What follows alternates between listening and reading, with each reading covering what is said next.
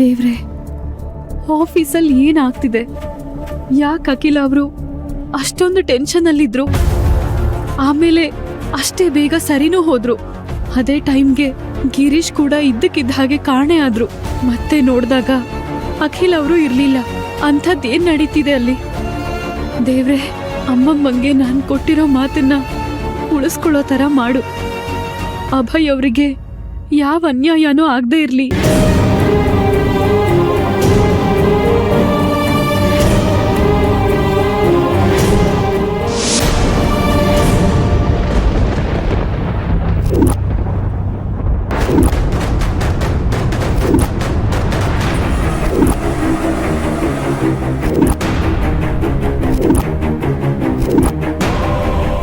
ಇದೇನ್ ಮಾಡ್ದೆ ದೇವ್ರೆ? ದೀಪ ಯಾಕೆ ಆರೋಯ್ತು? ಅಂದ್ರೆ ಇದ್ಯಾವ ಸೂಚನೆ ಕೊಡ್ತಿದ್ಯಾ ನೀನು?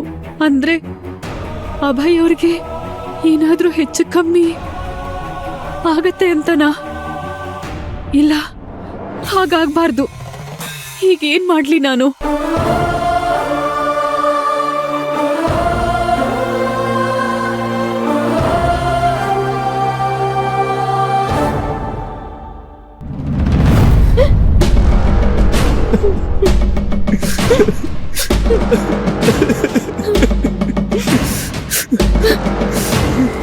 ಮೇಡಮ್, ಯಾರದು ಬಂಗಾರು? Sorry madam. ಬೇಗ ನೋಡ್ಕೊಂಡ್ಬಿಡು. 2 ಡೇಸ್ ಆದ್ಮೇಲೆ ಅಪ್ಪ ಅಮ್ಮಂಗೆ ನೀನು ಬಾಯ್ ಬಾಯ್ ಮಾಡ್ಬೇಕು. ಈಗ್ಲೇ ಬಾಯ್ ಬಾಯ್ ಮಾಡ್ಬಿಡು ಅಪ್ಪ ಅಮ್ಮಂಗೆ. ಬಾಯ್ ಅಮ್ಮ, ಬಾಯ್. Madam please madam. ದೊಡ್ಡ ಮೇಡಮ್ ಹತ್ರ ನಾನು ಯಾವ ವಿಷಯನೂ ಬಾಯ್ ಬಿಡಲ್ಲ ಮೇಡಮ್. ಬೇಕಿದ್ರೆ ಊರ್ ಬಿಟ್ಟೆ ಹೊರಡ್ತೀನಿ. ಮೊನ್ನೆ ಊರ್ ಬಿಟ್ಟು ಹೋಗೋಣ ಅಂತ ಹೋಗ್ತಿದ್ರೆ ನೀವೇ ನನ್ನ ಕರ್ಕೊಂಬಂದಿಲ್ಲಿ ಕಟ್ಟಾಕಿದ್ರಲ್ಲ ಮೇಡಮ್. ಪ್ಲೀಸ್ ಮೇಡಮ್, ಯಾವತ್ತೂ ನಿಮ್ ತಂಟೆಗೆ ಬರಲ್ಲ ಮೇಡಮ್.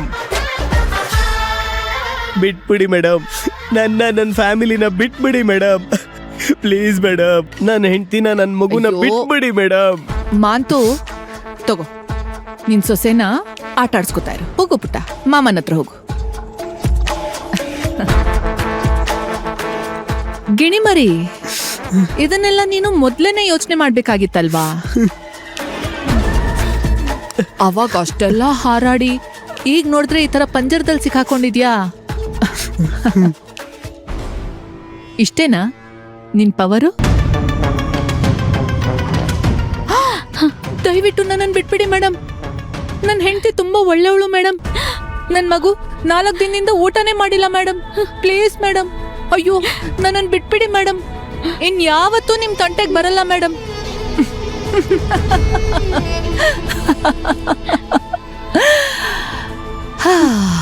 ಸರಿ ಆಯ್ತು, ನಿಂಗೊಂದು ಚಾನ್ಸ್ ಕೊಡ್ತೀನಿ. ಆದ್ರೆ ನೀನು ನಾನ್ ಹೇಳ್ದಾಗ ಕೇಳ್ಬೇಕು. ಆಗತ್ತಾ?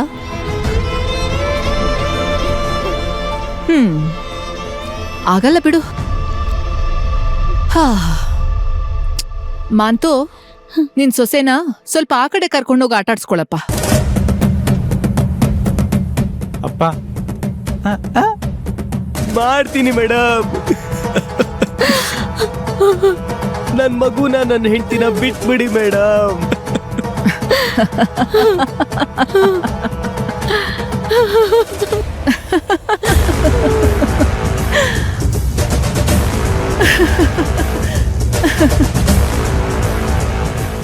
That's Akila for you.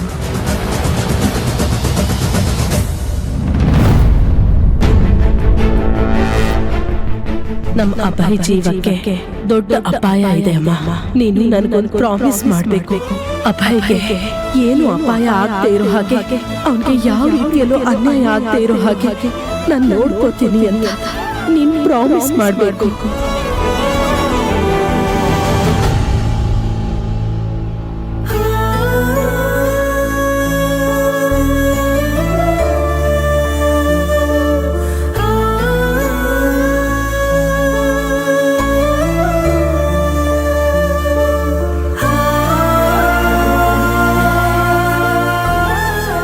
Gauri, ನನ್ನಿಂದ ನಿನಗೆ ತುಂಬ ಹಿಂಸೆ ಆಗಿದೆಯಮ್ಮ, ನನಗೆ ಗೊತ್ತು. ಆದರೆ ಇನ್ನು ಮುಂದೆ ಯಾವತ್ತೂ ಈ ರೀತಿ ಆಗೋದಿಲ್ಲ. ದಯವಿಟ್ಟು ನನ್ನ ಕ್ಷಮಿಸ್ಬಿಡು. ಅಪ್ಪ, ಇವಾಗ ಏನಾಯ್ತು ಅಂತ ನೀವು ನನ್ನ ಹತ್ರ ಕ್ಷಮೆ ಕೇಳ್ತಾ ಇದ್ದೀರಾ? ದಯವಿಟ್ಟು ಹಾಗೆಲ್ಲ ಹೇಳ್ಬೇಡಿ. ಅದು ಹಾಗಲ್ಲಮ್ಮ. ನಿನಗೆ ಮದುವೆ ಮಾಡಬೇಕು ಅನ್ನೋ ಆತುರದಲ್ಲಿ ಗಂಡಿನ ಕಡೆಯವ್ರ ಬಗ್ಗೆ ಸ್ವಲ್ಪನೂ ವಿಚಾರಣೆ ಮಾಡದೆ ಮನೆಗೆ ಕರೆಸ್ಬಿಟ್ಟೆ. ನನ್ನಿಂದ ನಿನಗೆ ಎಷ್ಟು ಕಷ್ಟ ಆಯ್ತಲ್ವಾ? ಅಪ್ಪ, ಹೀಗೆ ಆಗ್ಬೇಕು ಅನ್ನೋದು ದೇವ್ರಿಚ್ಛೆ. ಅವನಿಗೇನ್ ಮಾಡ್ಬೇಕು ಅನ್ಸತ್ತೋ ಅದನ್ನೇ ಮಾಡ್ತಾನೆ. ಗಂಡ ಹೆಂಡತಿ ಸಂಬಂಧ ಅನ್ನೋದು ನಾವು ಮಾಡೋದಲ್ಲ, ಅದು ಸ್ವರ್ಗದಲ್ಲೇ ನಿಶ್ಚಯ ಆಗಿರುತ್ತೆ. ನನ್ ಗಂಡ ಯಾರು ಅಂತ ಆ ಶಿವನಿಗೆ ಗೊತ್ತು. ಅದ್ರ ಹೊರತಾಗಿ ಪದೇ ಪದೇ ಮದ್ವೆ ಮದ್ವೆ ಅನ್ನೋದ್ರಲ್ಲಿ ಅರ್ಥ ಇಲ್ಲ. ಯಾವಾಗ ಏನಾಗ್ಬೇಕೋ ಅದೆಲ್ಲ ಸಮಯಕ್ಕೆ ಸರಿಯಾಗೇ ಆಗುತ್ತೆ. ಇದ್ರ ಬಗ್ಗೆ ನೀವೇನು ಟೆನ್ಷನ್ ಮಾಡ್ಕೋಬೇಡಿ.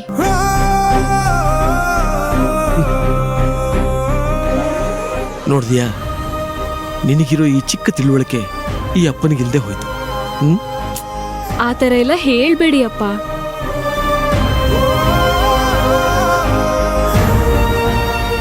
ನಿನ್ ಮದ್ವೆ ಬೇಡ ಬೇಡ ಅಂತಿರ್ತೀಯ ಅಂತ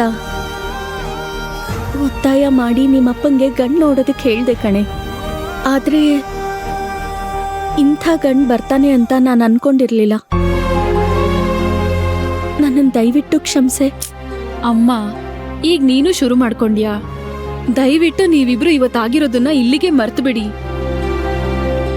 ನೋಡಿ, ನಾನ್ ಮದ್ವೆ ಆಗಲ್ಲ ಅಂತ ನೀವಿಬ್ರು ಕೊರಗಬೇಡಿ. ನಾನೇನಾದ್ರೂ ಮದ್ವೆ ಆಗದೆ ಇದ್ರೆ ಈ ಸಮಾಜ ಏನೇನೋ ಮಾತಾಡತ್ತೆ. ಅದ್ರಿಂದ ನಿಮ್ಮಿಬ್ರು ಮನ್ಸ್ ಕೆಡತ್ತೆ.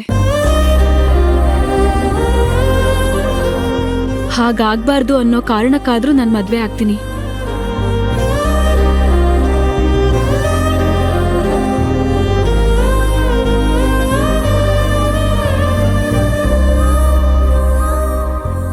ಆದ್ರೆ ಯಾರನ್ನ ಯಾವಾಗ ಅನ್ನೋದು ಆ ಶಿವನೇ ನಿರ್ಧಾರ ಮಾಡ್ತಾನೆ. ಅಲ್ಲಿ ತನಕ ಮತ್ತೆ ಮದ್ವೆ ವಿಷಯ ಎತ್ಬೇಡಿ ಪ್ಲೀಸ್. ವತ್ಸಲ, ನನ್ನ ಮಗಳು ಇಷ್ಟು ಹೇಳಿದ್ಲು ಅಂದ್ಮೇಲೆ ನನ್ಗೀಗ ಧೈರ್ಯ ಬಂತು. ಗಂಗೇನು ಹೇಳಿದಾಳಲ್ವೇನ್ರಿ, ಅಕ್ಕನ್ ಮದ್ವೆನು ನನ್ ಜವಾಬ್ದಾರಿ ಅಂತ. ನೀವೇನು ತಲೆ ಕೆಡ್ಸ್ಕೋಬೇಡಿ, ಎಲ್ಲ ಒಳ್ಳೇದೇ ಆಗತ್ತೆ.